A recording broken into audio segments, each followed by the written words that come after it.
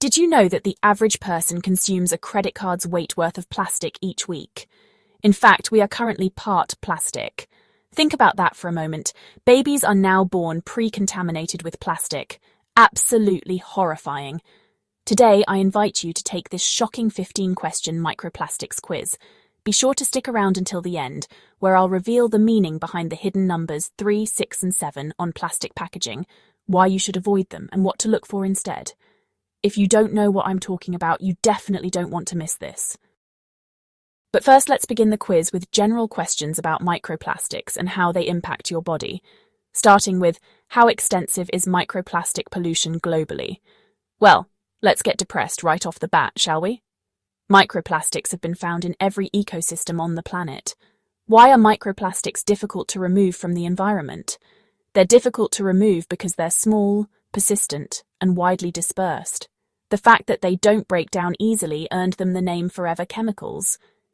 What is the biggest source of microplastics in humans? Plastic water bottles.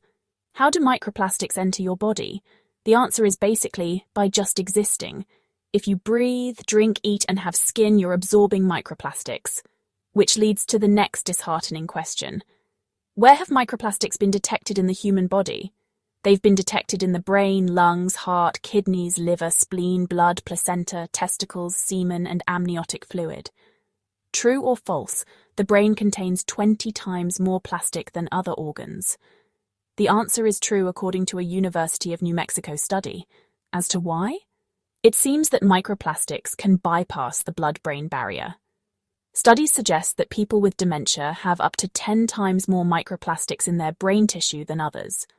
While the exact causal link remains unclear, researchers are investigating whether microplastics contribute to neurodegenerative diseases. And speaking of degenerative diseases, what are the long-term health risks of microplastic exposure? Long-term health risks are actually unknown. However, among the concerning risks are lung inflammation, cancer, heart disease, metabolic disorders, endocrine disruption, autoimmune issues, weight gain, and decreased reproductive health. Can you flush microplastics out of your body? Unfortunately, you can't detox plastic like a juice cleanse, but fiber-rich foods are thought to help push microplastics through the gut. Now let's move on to testing your knowledge about microplastics in food. Starting with seafood. Just how extensive is microplastic contamination in seafood? According to an Oregon study, microplastics were found in 98.9% of seafood samples collected from the state's coast and markets. Which, of course, begs the question why.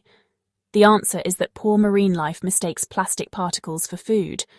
Then the microplastics accumulate in their bodies.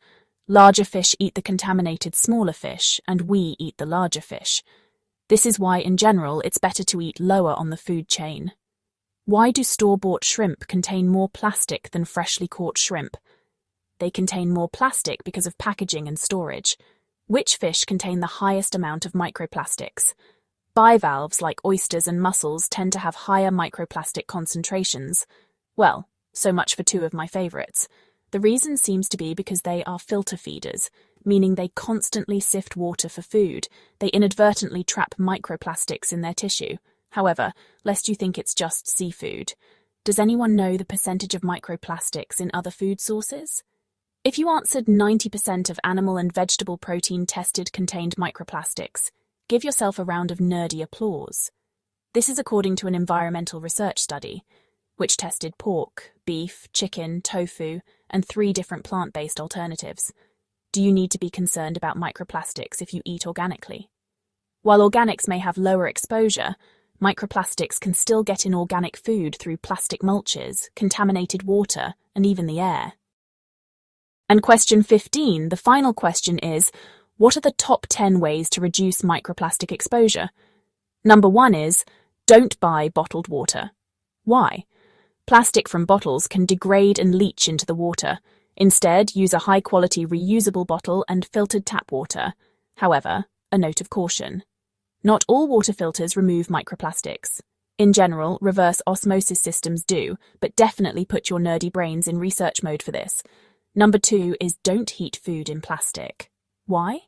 Because heating plastic increases the release of harmful chemicals into food. Instead, use glass or ceramic dishes when microwaving and store leftovers in glass or metal containers. 3 is don't store food in plastic. Why? Because over time, plastic can leach chemicals into the food. Instead, choose glass, stainless steel, or silicone containers. 4 is to try and avoid canned food with plastic liners. Why? Because many cans are lined with BPA or other harmful plastics. What to do instead? Look for BPA-free alternatives or choose fresh options.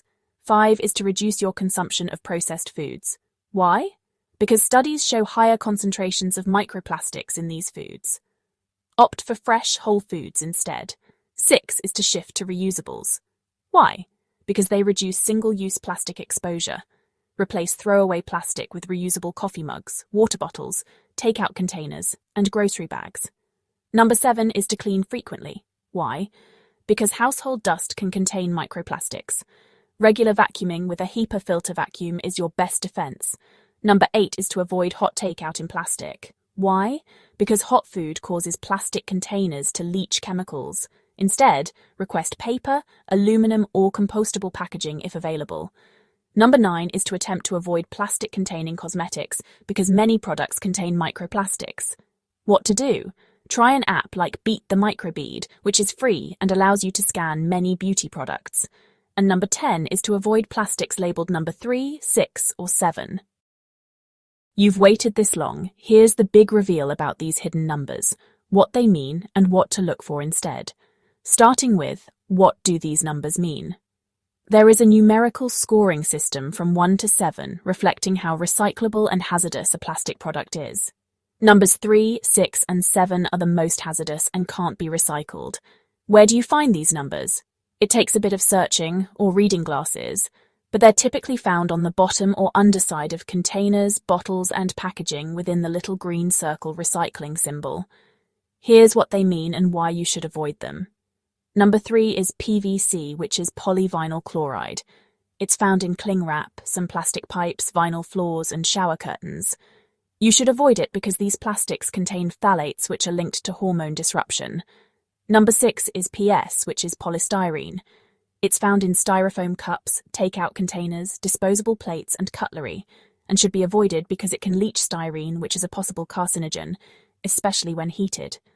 Number 7 stands for other mixed plastics, including polycarbonate and BPA-containing plastics. It's typically found in 3 to 5 gallon water bottles, sunglasses, DVDs, clear plastic cutlery, and some food containers. It's best avoided because of BPA, which stands for bisphenol A, a chemical that can mimic estrogen and disrupt hormones. Numbers 1, 2, and 5 are considered safer choices. While these alternatives are better for recycling and have lower risk of leaching, they're still plastics and are best replaced if possible. Number 1 shows the letters PET, or peat, and typically come in a clear, hard plastic bottle. Number 2 shows the letters HDPE, and are typically found in harder plastic that isn't as transparent as PET, and number 5, which has the initials PP and is typically used for bottles, lids, yogurt containers, as well as straws. And speaking of straws, anyone have opinions on President Trump's executive order to switch back straws from paper to plastic again? I certainly have an opinion on this. Finally, I'll leave you with this thought.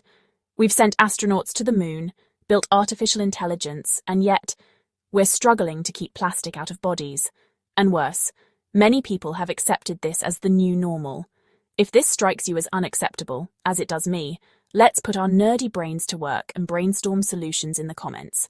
And if you found this video thought-provoking, make sure to like, subscribe, and hit that notification bell for not only more videos, but to help build the largest community of nerds in the world.